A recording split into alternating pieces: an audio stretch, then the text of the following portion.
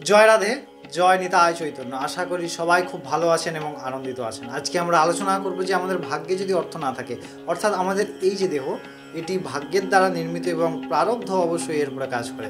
এই প্রারব্ধ হলো আগের কর্মের কিছু অংশ, যা এই জন্মে এই দেহ গঠনের সময় আমাদেরকে দেওয়া হচ্ছে।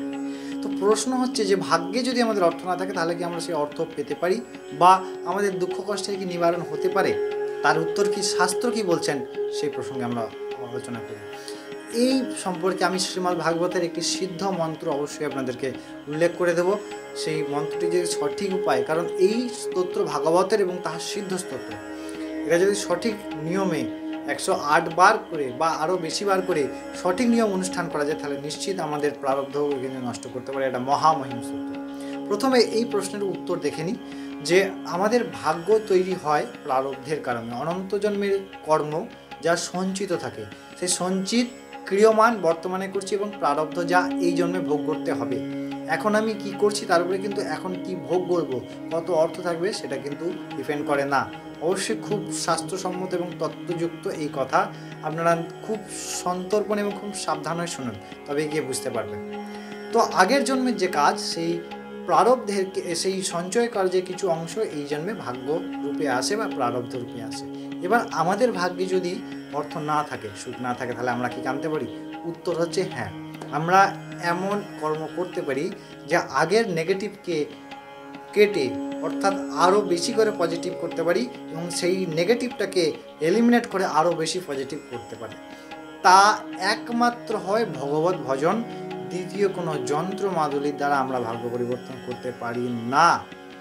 মনে রাখবেন, কেবলমাত্র ভগবত ভজনই পারে আমাদের কর্মবিধ্বংস করতে। যদি তাই হতো যে কোনো যন্ত্র বা মাদুলির দ্বারা আমরা অমর হয়ে যেতাম, আমাদের মৃত্যু হতো না। মৃত্যুও কিন্তু প্রারব্ধের কারণ, একটি সময় ফিক্সড আছে, সেই সময় হয়। তো এইটা খুব গুরুত্বপূর্ণ যে আমাদের সমস্ত কিছু ফিক্সড আছে, তবে আমাদের জীবনচক্রের মধ্যে আমরা কিন্তু সেই বিষয়গুলোকে আরও ইমপ্রুভ করতে পারি। কি মাধ্যমে? না, ভগবত ভজনের মাধ্যমে।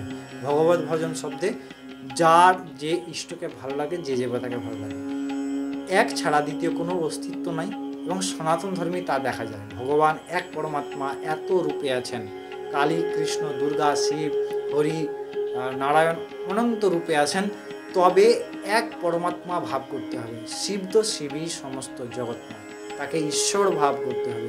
কালী তো কালী জগৎময়, হরি তো হরি জগৎময়। তখন তিনি তার তত্ত্ব প্রকাশ করবেন। এবং যদি এই জন্মে অতিরিক্ত আর পাপ না করে আমরা ভগবত ভজনে ব্রত করি এবং নিরন্তর ভগবত নাম জপ করার অভ্যাস করি, ভগবান বলছেন অভ্যাস যোগ যুক্তেন চেত সানান্যগামী, অন্য কোথাও যায় না। এবং এর দ্বারা আমাদের নিশ্চিত কিন্তু কল্যাণ হতে পারে। এর দ্বারা আমাদের দুঃখ বিধ্বংস করে আমরা ভগবত চরণ প্রাপ্তি করতে পারি। এবার ভাগবতের সেই বিশেষ স্তোত্রটি আমি আপনাদেরকে বলে দিচ্ছি। আপনারা যদি এটি করেন, নিশ্চিত আপনারা ফল দেখতে পারবেন। এটি হচ্ছিল কৃষ্ণায় বাসুদেবায় হরে পরমাত্মনে প্রণত ক্লেশনাশায় গোবিন্দায় নমো নমঃ। কৃষ্ণায় বাসুদেবায় হরে পরমাত্মনে প্রণত ক্লেশনাশায় গোবিন্দায় নমো নমঃ। এটি প্রত্যেক দিন যদি আমরা আর্তভাবে ভগবানের কাছে প্রার্থনা করি, তাহলে ভগবান আমাদের সর্বপ্রকার বিঘ্ন বিনাশ করবেন, সর্বপ্রকার দুঃখে নিবারণ করবেন। যদি করতে পারেন তো ভগবানই করতে পারেন, আর কেউ করতে পারেন না। অনেক ভালো থাকবেন। আমাদের সম্পূর্ণ যে ভিডিওগুলি থাকে, প্রত্যেকটি ভিডিও খুব সুন্দর এবং শাস্ত্রসম্মতভাবে দেওয়ার প্রচেষ্টা করি গুরু এবং আপনাদের করুণায়। আপনারা অবশ্যই যুক্ত হয়ে থাকুন আমাদের চ্যানেলের সঙ্গে। আবার পরের দিন পরবর্তী ভিডিও দেখা হচ্ছে। ততক্ষণ জয় রাধে, জয় নিতাই চৈতন্য।